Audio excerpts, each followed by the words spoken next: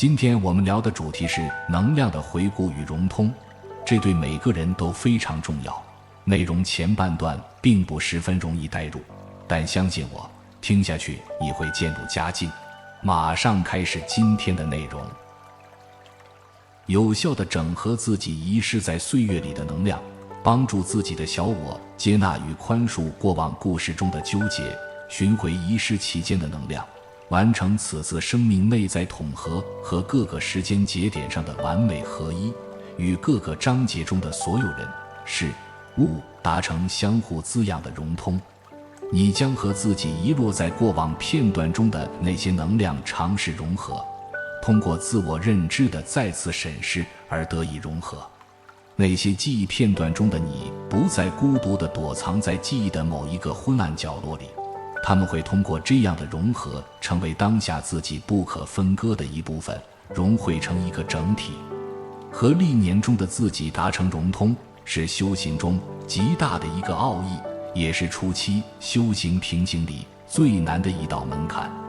你一旦经历与理解了什么是真实的放下与宽恕，今后就可以举一反三的去把你前半生遗落在时间长廊里的小我逐一寻觅与整合，最后把此生的自己圆融合一，不再是被时间碎片化了的记忆。如果你有幸做到了这融通，高我会允许你开启更多的历代觉知，去统合所有维度层面上的过去，然后是更大的范围。这就是中阴里第一层考试的科目。有幸通过了这个科目的人，后脑的额轮能量漩涡会顺畅开启，前眼看未来，后眼看过去，两个通道都工作正常了，时间就再也无法隔绝了你。或许到这个次第你还需要几年或几个世纪，不过没关系，你已经掌握了的智慧与技巧不会被时间抹去，这是你最真实的财富。智慧的融通已经开启之后，你就可以有资格进入五维空间去投生、参与、经历。每一年的时光都会滞留下8个单位我们的气，也就是先天能量。这些气并不是因岁月而磨损掉的能量，因为能量是不灭的，只会来回的转换。它们散落在我们经历过的历史中，成为记忆，同时也定格出一个个不朽的亚空间影像集，就像一个受伤流血的人一路走过滴滴答答留下的痕迹，就像风扇转动时留下的残影。我们遗失散落在人生中的那些能量，它们会停留在那个当下，用这个能量去维持那一瞬间的永恒，直到被再次改写或被自己统化合一。人生就是这些点滴串联起来的，把自己记得的难忘的事情由近到远都罗列写出来，然后回头用你今天的智慧去品味与看当年的自己，或许你能发现与领会到些不同的知见，看到当年恍惚间遗落的东西。多年后再打开这记忆的笔记，你会看出与发现不同的意义。这就是你成长的智慧阶梯，不要让往事白白的事散在风里。或许我们当年无法全然的理解和接纳那些痛与苦，甚至感受到深刻的无奈与伤害，或许现在也没有真的准备好面对它的勇气与智慧。没关系，或许现在，或许将来，这些经历总有一天会成为值得我们感激的眷顾，得以被接纳和理解，得以明了无上智慧巧妙的安排。请相信，人生中哪怕是最不起眼的片刻，都是被精心安排好的遭遇，没有偶然与意外，它们都有着极其深远的影响和意义，铺陈与串联起一个个有待觉知的经历。这就是为什么我们来此历经这些坎坷与荒诞的目的。很多时候，你所谓的放下并不代表真的过去了，只是一种逃避和不去想它的伪装而已。宽恕也不是自己扮演了高傲法官，戴着卷曲的假发，单方面的宣布给予了某人释放的恩典。放下中饱含着真挚的接纳与感恩，而宽恕里是全然的理解与无私的包容并举。回收那些散失的能量是一种很高深的技巧，人们乐于反复回味自豪的、有成就的、欢乐的瞬间，那是自己感受到能量被注入的时刻。但能量遗失的时刻，尤其是大量能量被耗损的时刻，那些悲痛的、耻辱的、失落的时刻，我们都恨不得永远忘记，彻底抹除与其相关的那些人与事的记忆。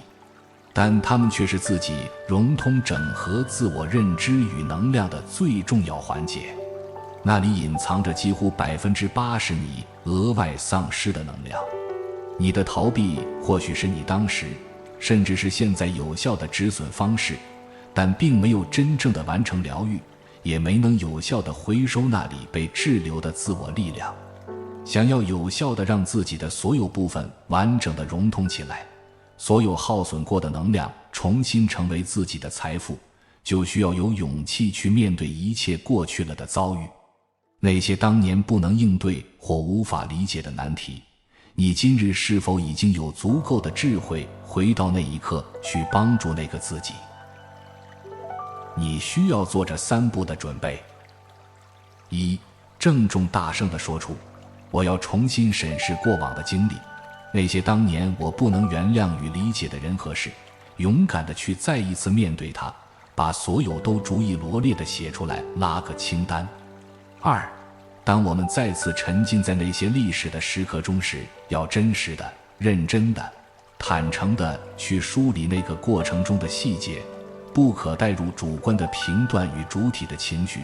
不要让自己的小我先入为主地诱导了你的思想，而失去中立的观察视角。3. 你要成为自己的高我，故事线的导演与演员，在不同维度与角度上去经历自己的改变，用你当下的智慧去认知当年发生的故事铺陈与触发的相关问题及事后涟漪，直到你可以感受到那曾经给你带来伤害与剥夺走自己能量的人与事，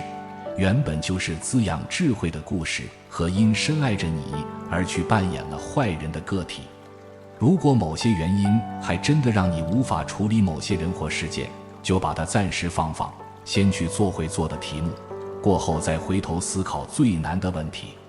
或许过几年智慧再成熟一些，回头一看，这都成为了可笑的容易。就这样梳理完自己的前半生后，你的智慧会得到充足的滋养和成长，能量也达成了整合的目的。你的高我会开始引导你去接触更多的前世迷茫，并逐一处理，直到各个维度、时空、历史中的所有自己都统合成为一体。到那时，你的智慧和能量水平将不可同日而语，这可比漫长的打坐聚气要实用和快捷许多，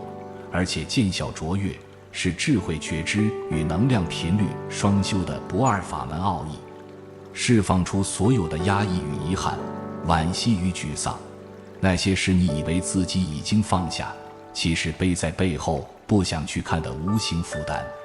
你每做完一次这样的回顾，就可以深深地吐出一大口污浊压抑的沉腐气息，腾出更多的内在空间去容纳新鲜的光与爱，并感受它们的力量与温馨。当你回顾了所有的委屈后，你或许会发现它们中都包含着同一个元素，那就是渴望被看见、被关注、被认同、被理解、被重视。其实这一切都是渴望被爱的一种变形。自己付出了爱与沟通的意愿，却没有得到对等的反馈，被忽视、被边缘化的感受带来愤怒、沮丧和攻击性。这攻击或许是行为，或许是言语和恶毒的思想诅咒。他们会攻击那些冷落了你的人或无辜的弱者，而一部分人会选择自我攻击与自我惩罚，甚至自我毁灭，用此报复那些自己愤恨的个体，试图让他们活在内疚里。这通常会出现在被没有智慧的爱所包裹住的无奈中。这样的生活无法挣脱，也无法反抗那爱带来的伤害。每个人都在将心比心地全力爱着他人，但从来不想去理解对方需要与渴望的爱到底是什么样的，然后感觉到备受打击的伤怀，自己全身心的付出，却只收获了仇恨与彼此的伤害。能坦诚地沟通与接纳各种不同形式的认知与渴望，是需要智慧的，也是有智慧的表现。看到这里，希望点赞、关注、转发，以便帮助更多有缘人。谢谢观看，我们下期再见。